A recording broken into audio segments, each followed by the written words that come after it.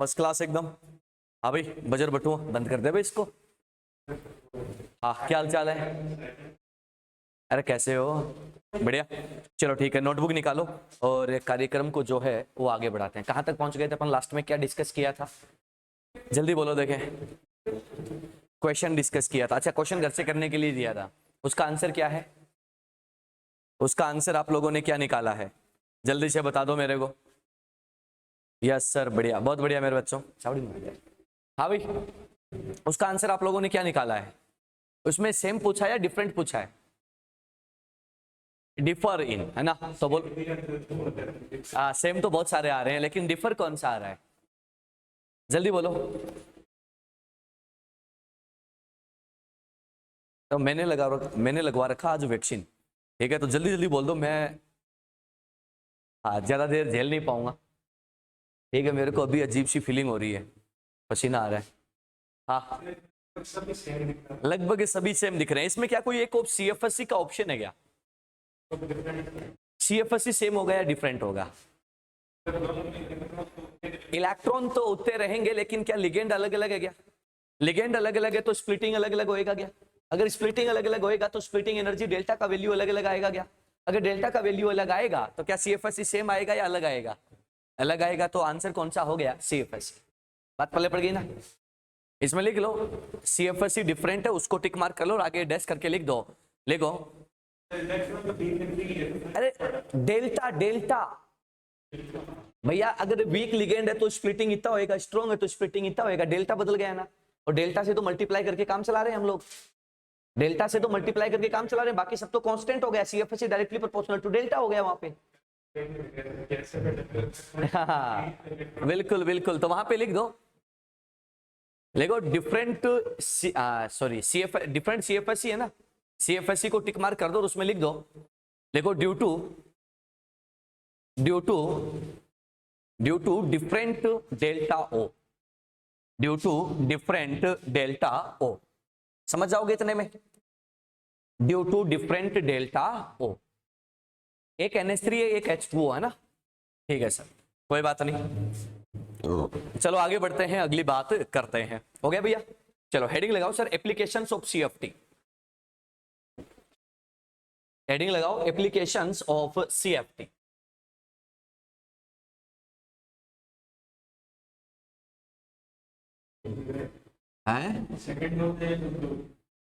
First dose ही लगवाया यार,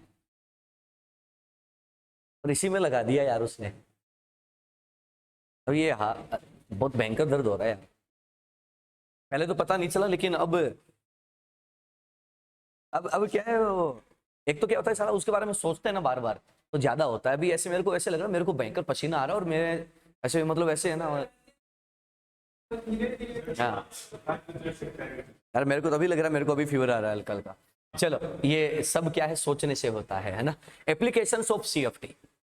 ठीक है, एप्लीकेशंस ऑफ CFT में हम दो चीजें पढ़ेंगे। Number 1, stability of complexes. यहां से भैया क्वेश्चन बहुत खतरनाक आया हुआ है स्टेबिलिटी से, है ना। तो पहला हम लोग क्या पढ़ेंगे sir? Stability of complexes. Stability of complexes.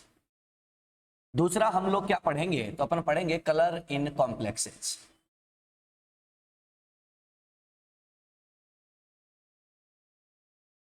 Colour in complexes. Stability of complexes and colour in complexes, ये दो टॉपिक पढ़ेंगे। किसमें? तो अपन क्या बोलेंगे सर? इसमें। ठीक है सर, तो चलिएगा। एप्लीकेशंस ऑफ CFT, और एप्लीकेशन कौन कौन से हैं? तो आपको याद होगा, मैंने आपको जब ड्रॉबैक ऑफ VBT पढ़ाया था, तो बेटा मैंने उसमें ना आपको मेंशन करवाया था स्पेशली कि VBT जो है वो स्टेबिलिटी ऑफ कॉम्प्लेक्सेज और कलर इन कॉम्प्लेक्सेज इनको एक्सप्लेन नहीं करता। ठीक है, तो जिन चीजों को VBT एक्सप्लेन नहीं कर पाया था, उन चीजों को कौन एक्सप्लेन करता है? तो आप लोग क्या कहते हो? आपका CFT। ठीक है सर, तो चलिएगा आगे बढ़ते हैं और अगली बात को करते हैं। तो हेडिंग लगा दो सर, स्टेबिलिटी ऑफ कॉम्प्लेक्सेज।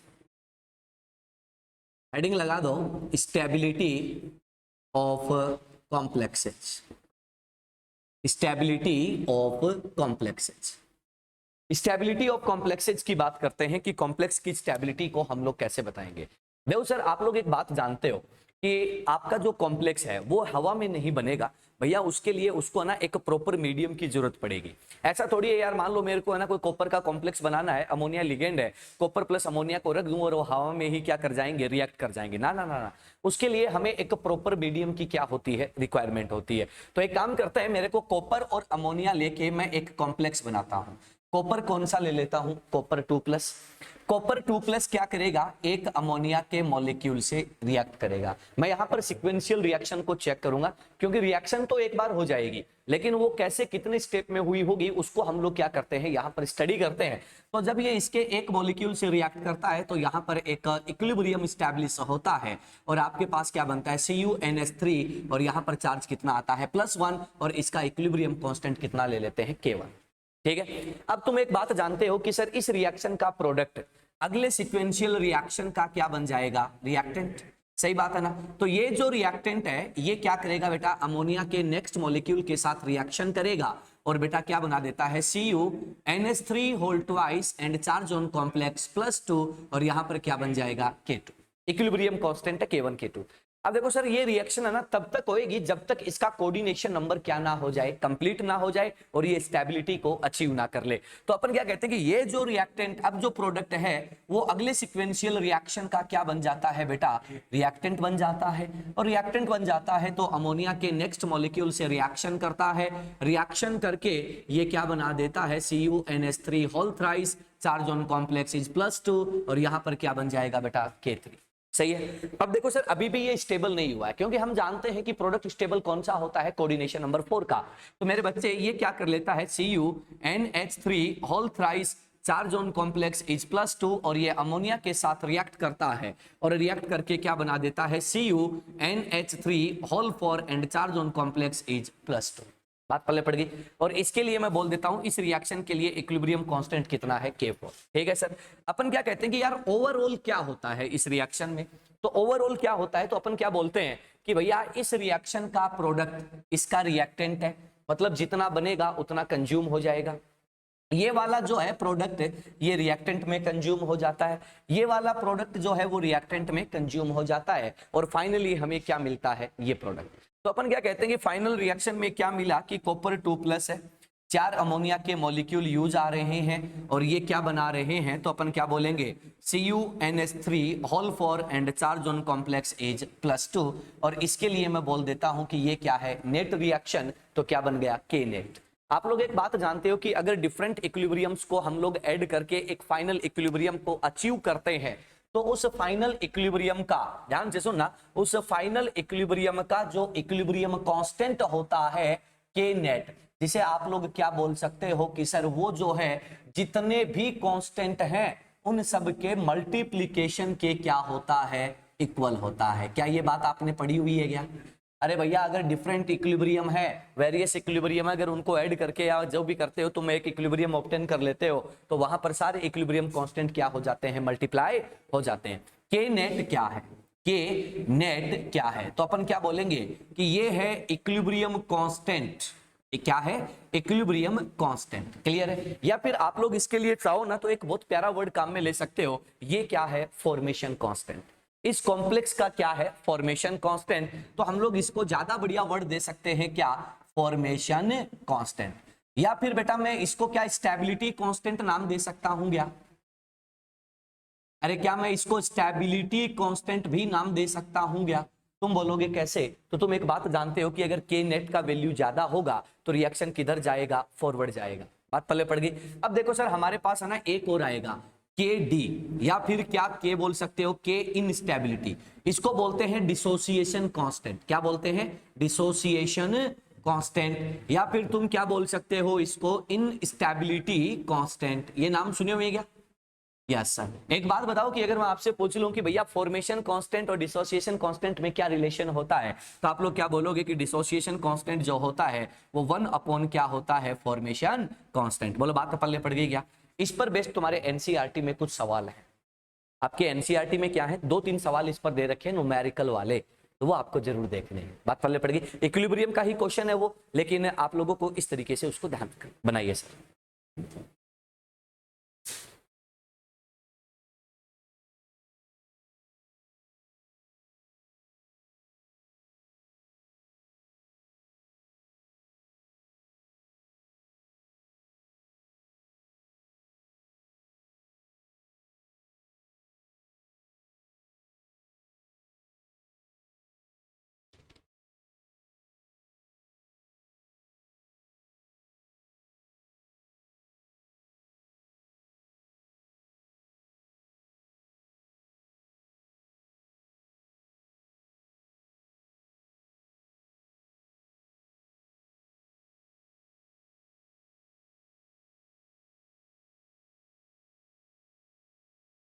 तुम 18 के थोड़ी हो गए क्या 18 के?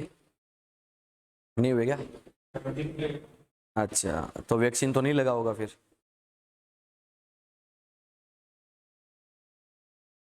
है? तेरे लग गया? दोनों लग गए? अरे वाह यार।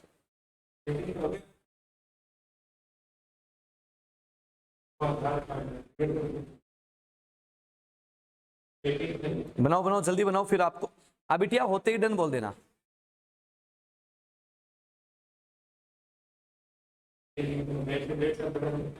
अरे जो भी हो तुम काम करो ना यार, तुम पढ़ाई की बात करो बे, पढ़ाई की बात करो, क्या रखा इन बातों में? जल्दी करो देखें।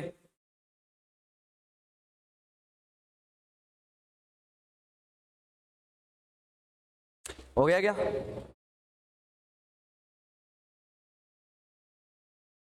बिटिया होते ही डन बोल देना है ना।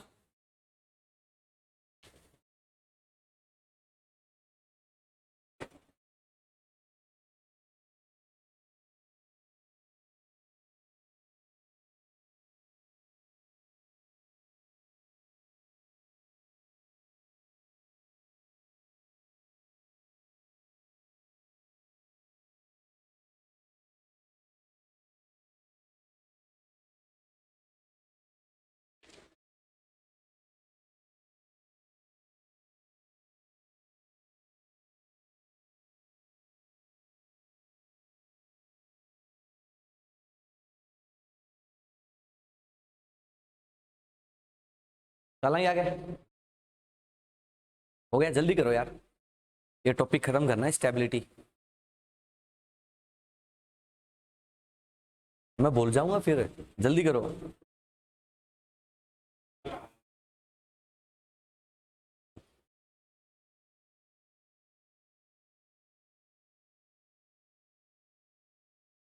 प्रेक्षा, रोहित, मेरी बच्चियों, हो गया?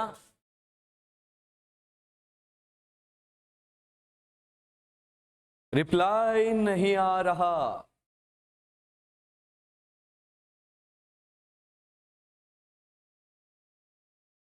धन्यवाद। डन सर, बहुत बढ़िया बेटा प्रेक्षा, बहुत अच्छे बच्चा।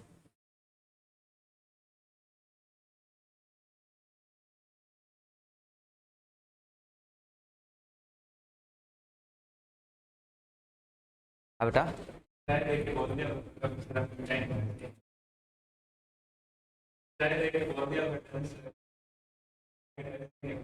Rohit 1 minute sir. ओके बिटिया, चलो इधर वाला तो हो गया होगा, इधर वाला तो हो गया, उधर वाला लिखते रहे आप। ठीक है, चलो भैया आगे बढ़ते हैं। देखो सर, ये तो है ना, हमने एक बात करी है जहां पर एनसीईआरटी टेक्स्ट बुक में आपको बहुत सारे सवालात जो है वो इस पर देखने को मिलते हैं, और आप लोग उनको जो है वो इजी वे में क्या कर सकते हो, कंप्लीट कर सकते हो। ठीक है, अब देखो सर, हम लोग थोड़ा सा जो है वो और आगे बढ़ते हैं और आगे की बात करते हैं। ठीक है, तो सारे लोग जो है वो सुनने की कोशिश करना। अब देखो सर, आप लोगों ने ना एक इक्वेशन पढ़ा होगा, एक बहुत ही प्यारा सा इक्वेशन आता है, नाम सुना होगा शायद, Gibbs equation. Gibbs equation, Gibbs free energy 11th में। वो गिब्स फ्री एनर्जी क्या होता है, तो आप लोग क्या बोलते हो कि delta G equal to delta H minus T delta S, यही होता है क्या? डेल्टा जी क्या होता है? Change in Gibbs free energy. सही बात है ना, change in Gibbs free energy. मेरे बच्चों एक बात बताओ कि if delta G is negative, then process will be spontaneous. If delta G equal to 0, it means process or reaction is at equilibrium. And if delta G equal to positive, then process becomes non-spontaneous. याद है ना सबको? चलो बहुत बढ़िया। अब देखो sir, अपन यहाँ पे बात करते हैं कि ये तो डेल्टा जी के बारे में बात हुई, इसके बारे में मैं लिखाऊंगा नहीं, क्या है क्या नहीं सब तुम्हें पता है। मैं बात करता हूं बेटा डेल्टा एच की। डेल्टा एच क्या होता है? चेंज इन एंथैल्पी। अब ये बताओ कि जब कॉम्प्लेक्स बनता है, जब कॉम्प्लेक्स बनता है तो एनर्जी में जो भी डिक्रीमेंट होता है वो किसके कारण होता है? सीएफएससी के कारण। याद आया क्या? तो अपन क्या कहते हैं कि सर डेल्टा एच जो है वो किसके कारण होता है, तो अपन क्या बोलेंगे कि ड्यू टू सीएफएसई। सही है क्या? ड्यू टू सीएफएसई, सीएफएसई के कारण होता है। अब देखो सर सीएफएससी किस किस चीज पर डिपेंड करती है उसके बारे में भी हम बात करते हैं। तो आ जाओ भैया, ड्यू टू सीएफएससी होता है। और आप लोग क्या कहते हो कि सीएफएससी का मतलब क्या होता है? एक्सोथर्मिक प्रोसेस ही होता है। तो अपन क्या बोलते हैं कि सीएफएससी किस पर डिपेंड करता है? तो आप लोग क्या कहते हो कि CFSC is directly proportional to delta. याद आया गया भैया? जितना ज्यादा स्प्लिटिंग होएगा सीएफएससी का वैल्यू उतना ज्यादा आएगा। याद आया ना? याद आया। अब सुनो भैया, डेल्टा किस पर डिपेंड करता है? तो अपन क्या कहते हैं कि पहला, पॉजिटिव चार्ज ऑन सीएमआई। याद है क्या किसी को? अरे यस और नो, सीएमआई पर पॉजिटिव चार्ज के डायरेक्टली प्रोपोर्शनल होता है। दूसरा, डेल्टा किस पर डिपेंड करता है?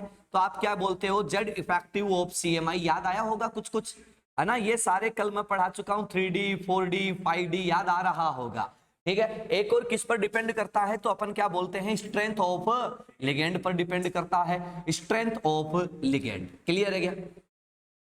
बोलो सर, इतनी बात क्लियर है सब बच्चों को? यानी कि डेल्टा एच की कहानी तो हमने बता दी कि भैया डेल्टा एच जो है वो कौन एक्सप्लेन करेगा? यानी कि सीएफएससी एक्सप्लेन करेगा। सीएफएससी मैंने कल ही बताया था, सीएफएससी का मतलब ही क्या होता है? एक्सोथर्मिक प्रोसेस होता है। अगर एक्सोथर्मिक प्रोसेस होता है तो वो कौन एक्सप्लेन करता है? तो आप लोग क्या कह देते हो? सीएफएससी। और सीएफएससी इस टाइप से डिपेंड करता है। ये हमारे कल के लेक्चर की बातें हैं। अब सुनो भैया आगे, अब कौन आ रहा है आपके पास? एक और शब्द आ रहा है, एक और टर्म आ रहा है। वो कौन है? Delta S. डेल्टा एस को आप लोग क्या बोलते हो? Change in entropy. एंट्रोपी का बेसिक मीनिंग क्या होता है? एंट्रोपी का बेसिक मीनिंग क्या होता है? एंट्रोपी किसको बोलते हैं? जल्दी बोलो, एंट्रोपी किसको बोला जाता है? एंट्रोपी किसको बोला जाता है? नंबर ऑफ फ्री एटम, या मैं कह दूं कि रैंडमनेस या डिसऑर्डरनेस का मतलब क्या होता है? एंट्रोपी। हम क्या देख रहे हैं? Change in entropy. अब देखो सर, एक बात बताओ कि अगर मैं ये कह दूं कि कहीं पर चिलेशन हो रहा है, क्या हो रहा है? चिलेशन। चिलेशन होता है, ध्यान से सुनना। तो एंट्रोपी क्या करती है? डिक्रीज। हम लोग किसको देखेंगे? चिलेशन को। बात पल्ले पड़ गई क्या? चिलेशन है, यानी कि सर मैं ये कह दूंगी एज चिलेशन, अगर चिलेशन बढ़ता है, अगर चिलेशन बढ़ता है तो कॉम्प्लेक्स की स्टेबिलिटी क्या होती है? बढ़ती है। सही बात है क्या? तो अपन कह देंगे कि सर स्टेबिलिटी क्या होगी? बढ़ेगी। सही बात है क्या? तो अपन सीधा बोल सकते हैं कि sir stability, stability is directly proportional to chelation. अब आ जाओ भैया, अगर अपन कह देंगे कि भैया चिलेशन हो गया, यानी कि चिलेशन जो है वो किस पर डिपेंड करता है? तो आप लोग क्या बोलते हो? चिलेशन डिपेंड करता है नंबर ऑफ रिंग्स पर। सही है क्या? जितने ज्यादा रिंग होंगे उतना ज्यादा चिलेशन होगा, जितना ज्यादा चिलेशन होगा उतनी ज्यादा स्टेबिलिटी होगी। सही बात है क्या? अब बात आती है कि मान लो कि नंबर ऑफ रिंग क्या बन गए? सेम। ध्यान से सुनना, तो अपन क्या बोलेंगे? For same number of ring, for same number of ring. अगर रिंग का नंबर सेम है तो हम लोग क्या देखते हैं? Number of atoms. याद आया होगा, मैंने स्टार्टिंग में बताया था, है ना? तो अपन क्या कहते हैं कि सर जो चिलेशन होता है वो चिलेशन क्या होता है? तो अपन क्या बोलते हैं? Directly proportional to number of atoms, number of atoms in ring. Ring में जितने एटम होते हैं उन पर भी डिपेंड करता है। ये फैक्टर है। इन फैक्टर को एक बार आप लोग चेक करो, क्या आपको सारी बातें क्लियर हुई? या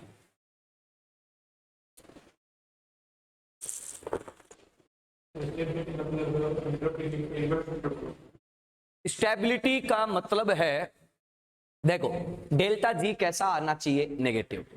डेल्टा एच तो नेगेटिव होता है, सही बात है। और डेल्टा एस कैसा चाहिए? पॉजिटिव। हाँ या ना? पक्का ना? बोलो बोलो, इतनी बात क्लियर है क्या? क्लियर है। अब देखो सर क्या होता है कि इन सब को मिलाकर, भैया सीधी बात है, इतना कचरा थोड़ी करेंगे हम, ये तो सिर्फ समझने के लिए है। इन सब को मिलाकर अगर हम लोगों को क्या करना हो कि मान लो कि हमारे पास एक सीएमआई है और उस एक सीएमआई में अलग अलग लिगेंड प्रेजेंट है, ठीक है, और अपने से बोले कि बताओ कि भैया कौन सा कॉम्प्लेक्स ज्यादा स्टेबल है, क्योंकि आपके जेई में और नीट में ऐसा क्वेश्चन बहुत बार आया है। तो अपन क्या कहते हैं कि फॉर सेम सीएमआई, ध्यान से सुनना, ध्यान से सुनना, लास्ट बात बता रहा हूं। For same CM, priority order, priority order, order for same CMI, यानी कि अगर सीएमआई सेम है तो आप लोग प्रायोरिटी ऑर्डर किस बेसिस पर चेक करोगे? बात समझ में आ गई? यानी कि सीएमआई तो कॉमन हो गया, सब में सीएमआई कॉमन हो गया। उसके बाद बोलता है कि सर स्टेबिलिटी बताओ कैसे आएगी। तो सबसे पहले आप क्या चेक करोगे बेटा? स्ट्रेंथ।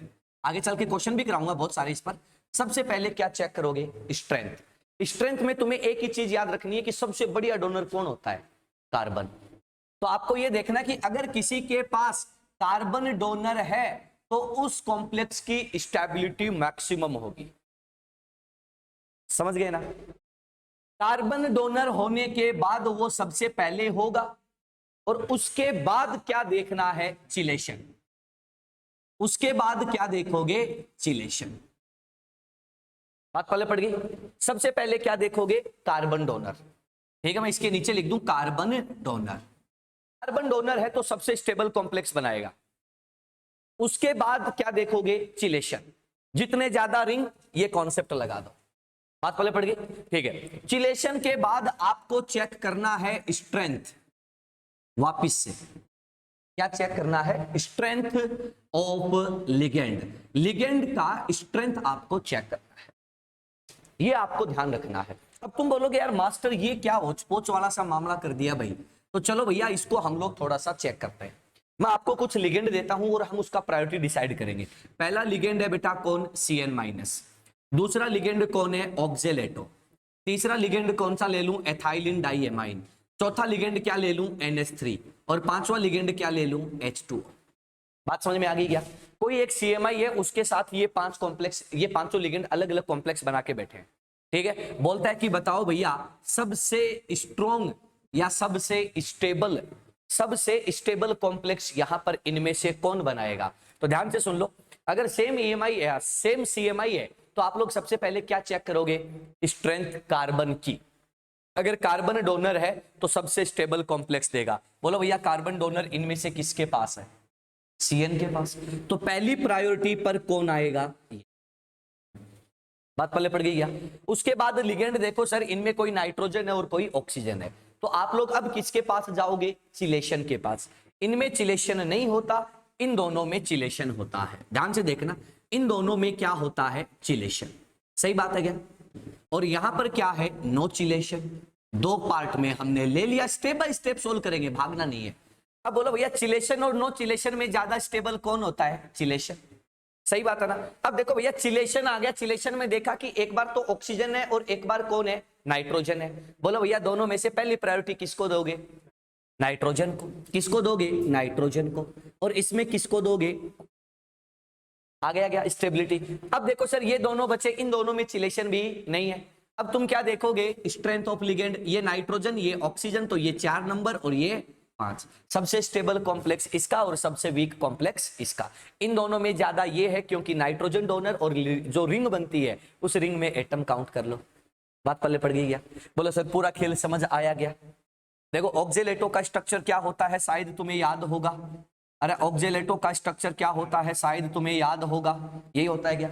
एथाइलिन डाई एमाइन का स्ट्रक्चर क्या होता है शायद तुम्हें याद होगा। यही होता है क्या? अरे हाँ या ना? अब देखो सर यहाँ पर कितने एटम है रिंग में? 1 2 3 4 और 5। यहाँ पर कितने? 1 2 3 4 और 5। क्या एटम भी सेम आ गए क्या? तो अब आप लोग क्या देखोगे? इसमें ऑक्सीजन दे रहा है, इसमें नाइट्रोजन दे रहा है, तो बोलो भैया बढ़िया कौन देगा? नाइट्रोजन। बात समझ में आ गई ना? तो अपन क्या बोले दूसरी प्रायोरिटी पर कौन है? ये। बोलो पूरा खेल समझ आ गया? आसान है क्या? लपेटो। बालिकाओं पल्ले पड़ा गया मेरे बच्चों? क्या कह रहा है? हेडिंग क्या? हेडिंग तो लगी हुई है स्टेबिलिटी ऑफ कॉम्प्लेक्सेज पहले से। हेडिंग तो वही है मेरे बच्चे। प्रेक्षा रोहित मेरे बिटिया समझ आ गया? जल्दी बताओ मेरे बच्चों।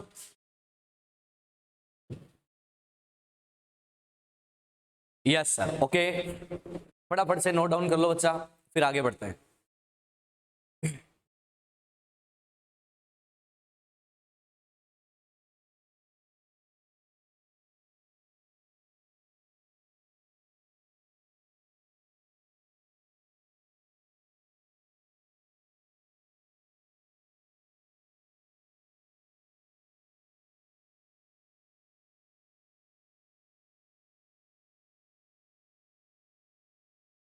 जल्दी करो बेटा।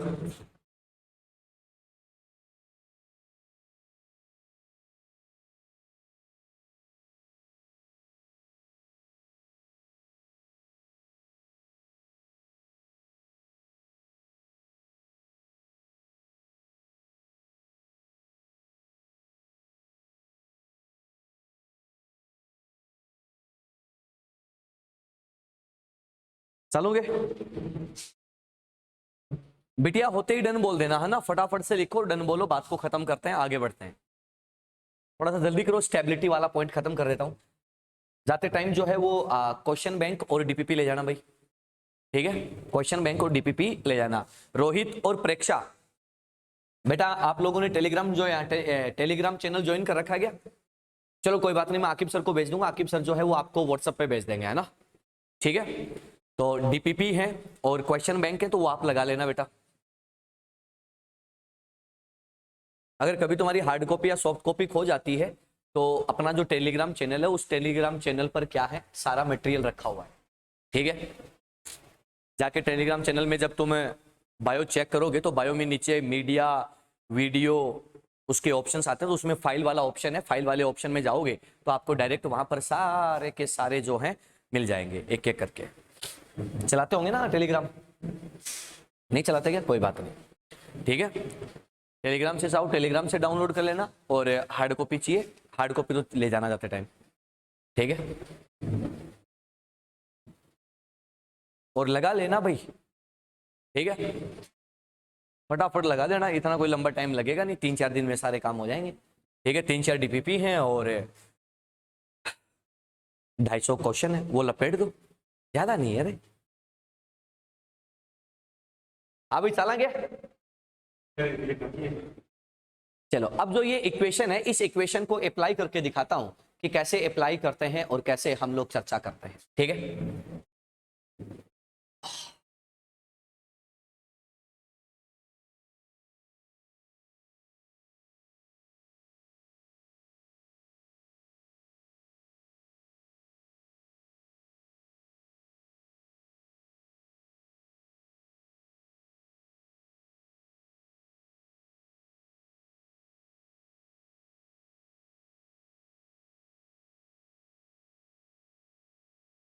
जल्दी करो भैया, ऐसे कैसे काम चलेगा यार?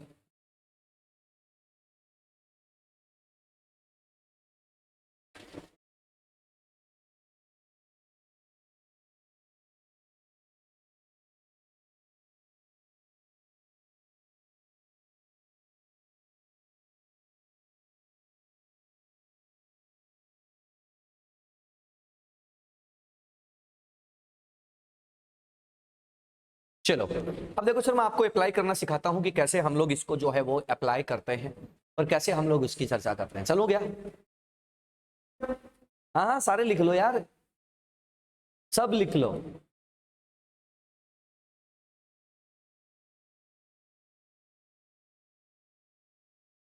जल्दी से छाप दो मेरे बच्चों। हो गया क्या? बहुत अच्छे।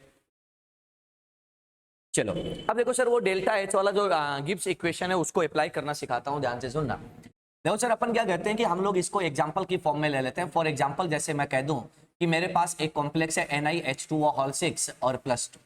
ध्यान से सुनना, क्या है? NiH2O होल 6 +2 ये है। मैं क्या करता हूं कि सर यहां पर जब मैं देखता हूं तो यहां पर H2O कैसा है, WFL है। मैं यहां पर इसकी रिएक्शन करवा देता हूं बेटा, किसके साथ? एथाइलिन डाई एमाइन के 3 मोल के साथ, सही है?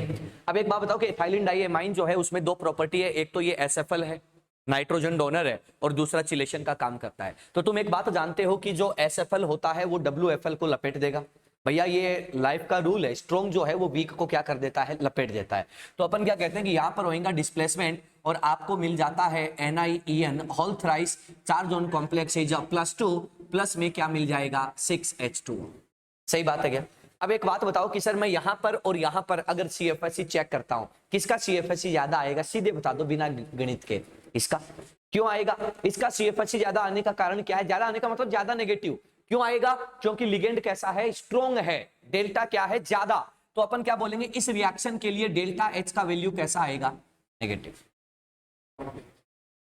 ठीक है, स्पॉन्टेनियस है या नहीं ये वो तो बाद की बात है। डेल्टा एच का वैल्यू कैसा आएगा, नेगेटिव, क्यों, एक्सोथर्मिक रिएक्शन है। कैसे आया एक्सोथर्मिक, तो तुम क्या बोलोगे, यहां पर क्या लगा हुआ है बेटा, WFL, और यहां पर क्या लगा हुआ है, SFL। सही है क्या, तो ये क्या बन गया बेटा, अब SFL के साथ कॉम्प्लेक्स बना है तो सारा खेल बिगड़ जाएगा और ये बन जाएगा। अब सुनो भैया, तुम्हारे पास रिएक्टेंट साइड जो है, उसमें रिएक्टेंट साइड में टोटल कितने मोल है, 3 + 1, कितने मोल है रे, 4 मोल। सही है क्या सर, अगर मैं इधर बात करता हूं तो टोटल कितने मोल है, 7 मोल। सही है क्या, अरे हाँ या ना। चेंज इन एंट्रोपी क्या होता है, entropy of product minus entropy of reactant. सही है क्या, एंट्रोपी ऑफ प्रोडक्ट की मैं बात करता हूं तो भैया देखो कितना है मोल, 7, यहां पर कितना मोल है, 4, बोलो कितना आया भैया, प्लस का 3, यानी कि चेंज इन एंट्रोपी कैसा आ रहा है, पॉजिटिव। समझ गए क्या, तो अपन क्या कहते हैं कि चेंज इन एंट्रोपी कैसा है, पॉजिटिव है। आ जाओ भैया, डेल्टा एच कैसा आया था रे, नेगेटिव। सही है क्या, हाँ या ना। अब बोलो तुम्हारा इक्वेशन क्या होता है, तो आप क्या बोलोगे, delta G equal to delta H minus T delta S. Delta H का वैल्यू कैसा है, नेगेटिव, और ये कैसा है मेरे बच्चे, पॉजिटिव। तो तो तो तू क्या बोलेगा कि delta G equal to minus of delta H minus of T delta S. बोलो सर कुछ भी हो लेकिन डेल्टा जी का वैल्यू कैसा मिलेगा, नेगेटिव, मतलब ये जो रिएक्शन है, ये जो प्रोसेस है कैसा है, स्पॉन्टेनियस है। और स्टेबिलिटी ऑफ कॉम्प्लेक्स क्या हो रहा है, बढ़ रहा है। क्यों बढ़ रहा है वो भी पता चल गया क्या, बोलो सर खेल समझ में आने लगा क्या, पक्का। लपेटो देखें, अरे बहुत आसान होता है यार, बहुत आसान होता है।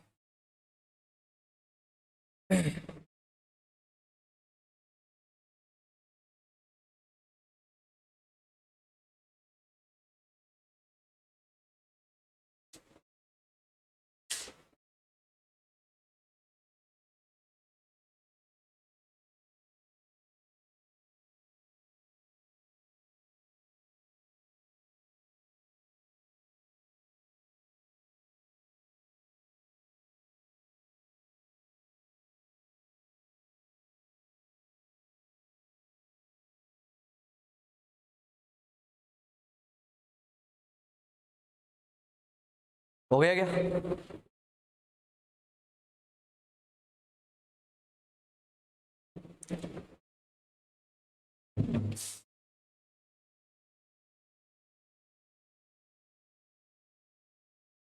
जल्दी लिखो देखें, बालिकाओं होते ही डन बोल देना मेरे बच्चों।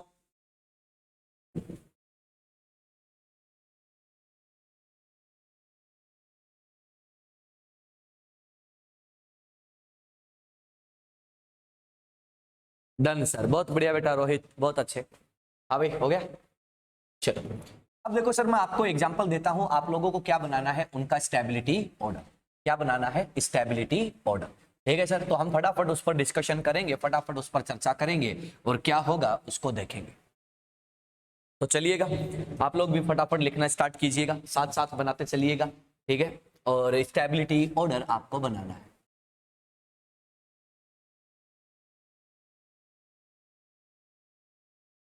स्टेबिलिटी ऑर्डर आपको बनाना है। ठीक है, आपको कुछ कॉम्प्लेक्स मिल रहे हैं। पहला कॉम्प्लेक्स COH2O होल 6+3,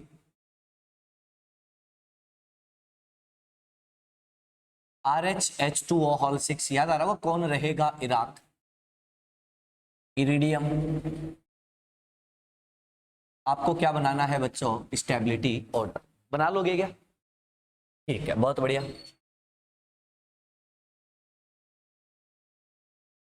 बनाओ देखें,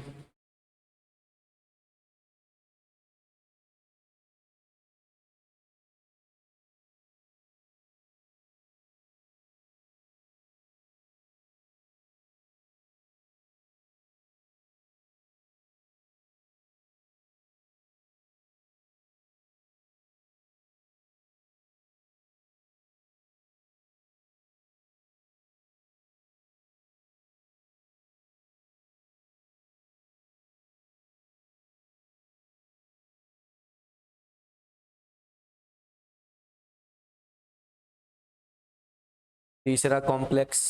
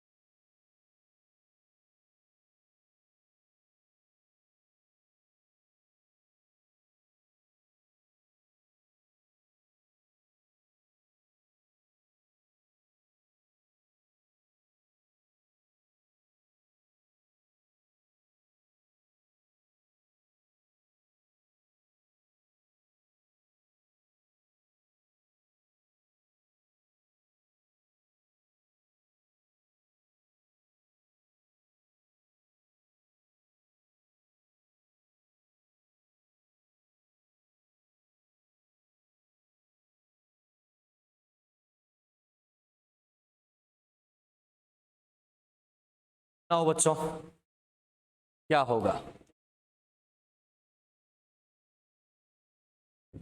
बहुत सारे एग्जाम्पल आपके सामने लिखे हुए हैं और आपको क्या बनाना है, इनका स्टेबिलिटी ऑर्डर।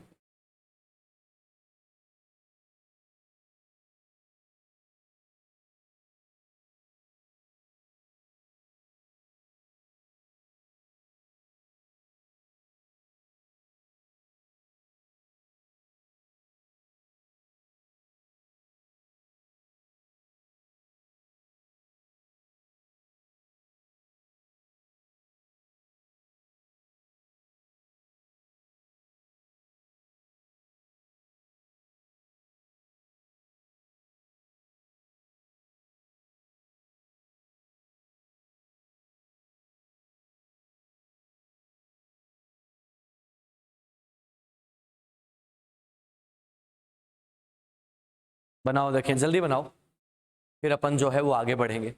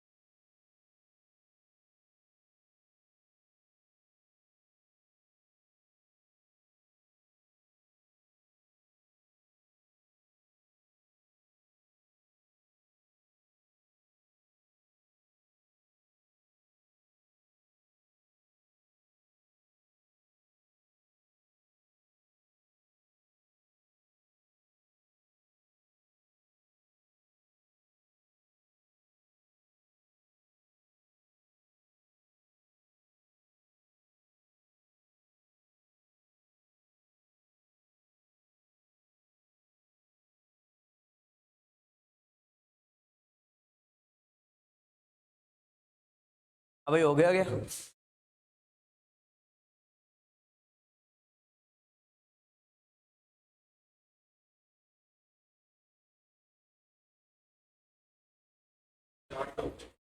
चार हो गए क्या?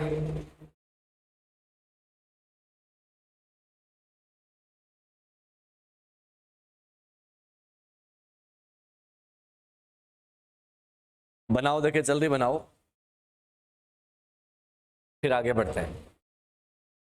जितना कॉन्सेप्ट सिखाए हैं सारे लगा दो भैया।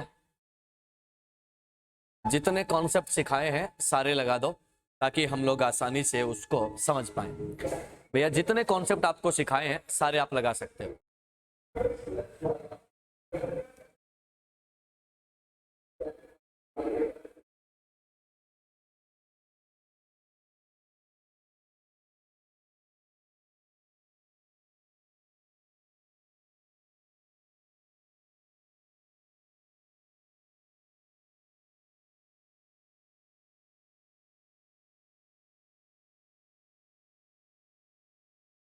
हो गया क्या? चलो जल्दी करो। बेटिया लोगों कर रहे हो गया आप लोग?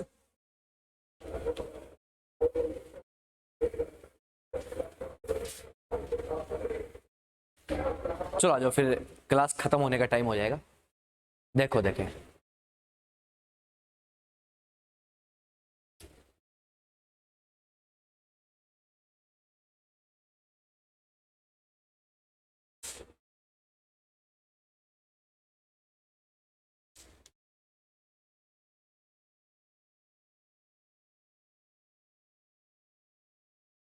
चला जा। देखो अभी देखो सर, कोबाल्ट क्या है 3D, ये क्या है 4D, और ये क्या है 5D। तो भैया क्या होता जाएगा, जेड इफेक्टिव बढ़ेगा, लिखूंगे जेड इफेक्टिव, जेड इफेक्टिव बढ़ेगा तो क्या होगा, तो अपन क्या बोलेंगे, स्टेबिलिटी बढ़ेगी। सही बात है क्या? चलो यहां पर देखो सर, आयरन कितना है बेटा +3, और यहां पर आयरन कितना है +2। तो ज्यादा पॉजिटिव चार्ज है तो ज्यादा स्टेबल होगा। सही बात है ना? देखो सर, ये देखो सर, लिगेंड का स्ट्रेंथ बढ़ रहा है। सही है क्या? तो अपन क्या बोल रहे हैं कि लिगेंड स्ट्रेंथ बढ़ रही है, लिगेंड स्ट्रेंथ क्या हो रही है, इंक्रीज हो रही है। तो आप लोगों का स्टेबिलिटी क्या होता जाएगा, इंक्रीज होता जाएगा, और ऑर्डर कैसा आता जाएगा, ऐसा। सही बात है क्या? देखो सर यहां पर क्या है, तो आप लोग देखिएगा, सही किया गया। चलो इसकी मैं बात करता हूं, तो इसमें कितने रिंग बन रहे हैं, 5। इसमें कितने रिंग बन रहे हैं, 3। और यहां पर कितने रिंग हैं, 9 रिंग्स। आया ना? तो भैया एक बात बताओ, ऑर्डर कैसा आएगा? अरे भैया यहाँ पे रिंग देखो कितने ज्यादा है, चिलेशन ज्यादा है ना सर। मैंने सोचा कि ये सिंपल ऑफर इसमें कार्बन टॉर्रेंट ले लिया तो याद ऑप्शन टॉर्रेंट। चलो कोई बात नहीं। देखो सर, ये तो अभी थोड़ी देर पहले बताया था, वही सवाल है क्या? अरे ये थोड़ी देर पहले बताया था, वही सवाल है क्या? ये जो एग्जांपल में मैंने चेपा था वही है क्या? तो ऑर्डर कैसा आएगा, इंक्रीजिंग। क्यों आया? क्योंकि इसका रीजन मैं प्रायोरिटी ऑर्डर में लिखा चुका हूँ। ठीक है, ये जेई एडवांस में आया हुआ क्वेश्चन है, ये जेई एडवांस में आया हुआ क्वेश्चन है। यहाँ पे अपन बात करते हैं मैग्नीज, आयरन, कोबाल्ट, निकल। बेटा इधर से इधर जा रहे हो तो साइज क्या हो रहा है, कम।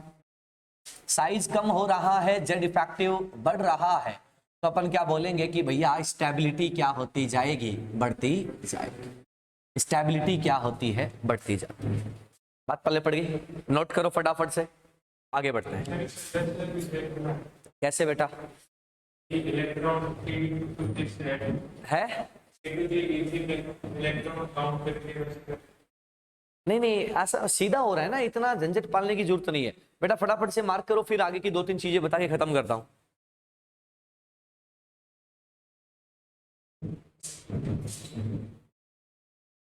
जल्दी करें थोड़ा सा, फिर बात को खत्म करते हैं। बिटिया हो गया? डन सर, बहुत बढ़िया मेरे बच्चों।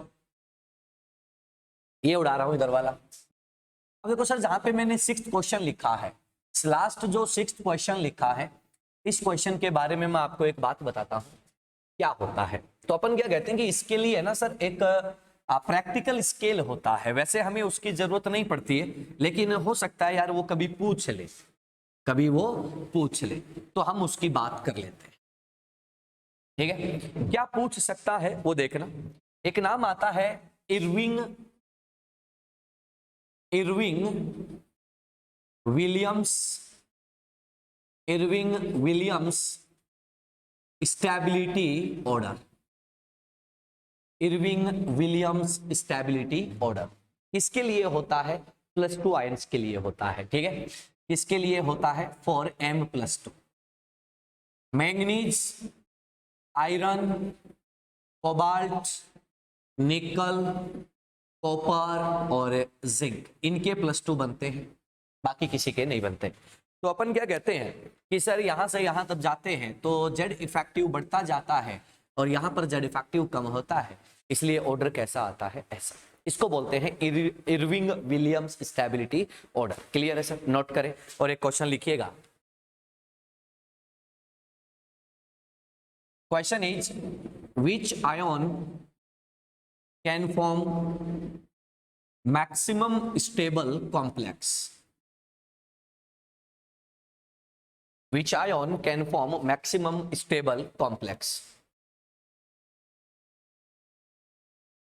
Options are option number 1 lanthanum +3, cerium +3, gadolinium +3, lutetium +3।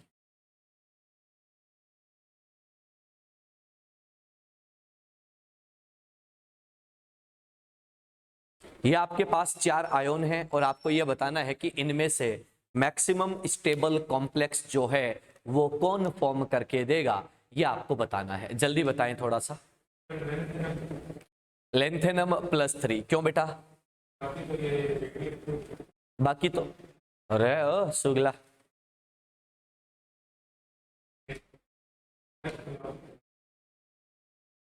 Radio active कौन से हैं पता है क्या? 92 के बाद वाले है। तो एफ ब्लॉक में सारे रेडियो एक्टिव थोड़ी हैं, ये तो 58 से 71 ही तो होते हैं।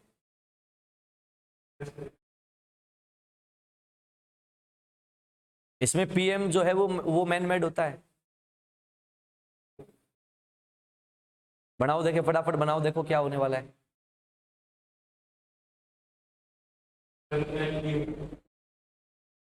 Lu+3 क्यों बेटा? Z effective. चलो सर देखो सर, आपने एक नाम पढ़ा है क्या? लेंथेनॉइड कॉन्ट्रैक्शन, 11th क्लास की periodic table. Lanthanoid contraction, lanthanoid contraction में नहीं आता क्या कि Lu+3 जो है वो क्या है? स्मॉलेस्ट है। ये क्या है? Smallest in size. अगर साइज बहुत छोटा होगा तो कॉम्प्लेक्स बहुत स्टेबल होगा, साइज बहुत छोटा होगा तो कॉम्प्लेक्स बहुत स्टेबल होगा। ये कहानी हाँ, वो उनकी भी स्टडी चल रही है बेटा, आपके सिलेबस में उनकी स्टडी है नहीं, ग्रुप स्टडी आपके सिलेबस में नहीं। ठीक है, बात पल्ले पड़ गई। ये कहानी किसकी होती है? स्टेबिलिटी ऑफ कॉम्प्लेक्सेस की। तो सीएफटी का एक एप्लीकेशन हम लोग आज कंप्लीट कर चुके हैं। सेकंड एप्लीकेशन जो है वो अपन कल के लेक्चर में कंप्लीट करेंगे। उसके बाद आईयूपीएससी और आपका आइसोमेरिज्म। ठीक है, चलो सर। और हाँ, एनसीईआरटी की रीडिंग भी लगा लेना। ठीक है, आराम से पढ़ते रहो। ठीक है, और अपन इसको जल्दी ही निपटा के खत्म कर देंगे। तब तक के लिए गुड बाय।